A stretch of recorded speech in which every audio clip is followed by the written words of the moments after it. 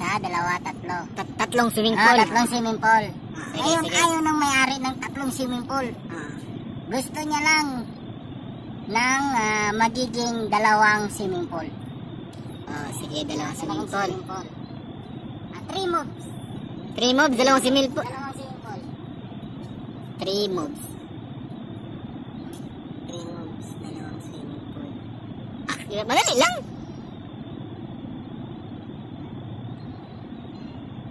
3 moves, dalawang swimming pool.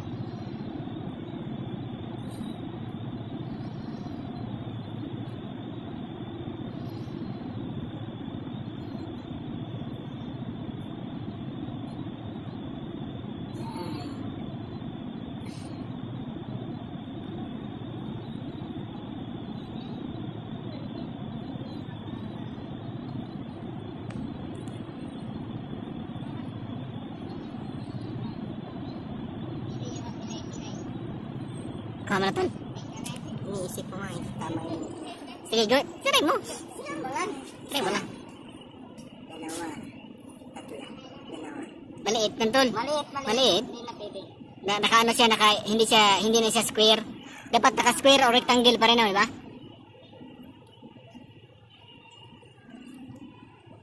Pero sa akin, tingnan mo ha.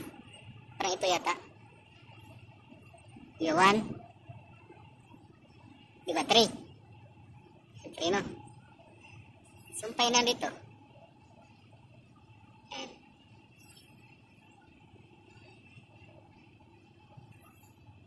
Dalawang swimming pool. Yan. Dalawa. Ganyan yung, pero ganito yung proper niya. 3 moves sa'yo? 3 moves pa rin.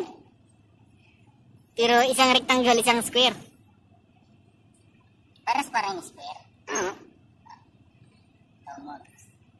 Swimming pool na. Di kasi ito, rectangle na to eh. Gawing dalawang swimming pool. Isa. Dalawa. Ganun din. Iisa din kayo ng mindset. Pares pa rin.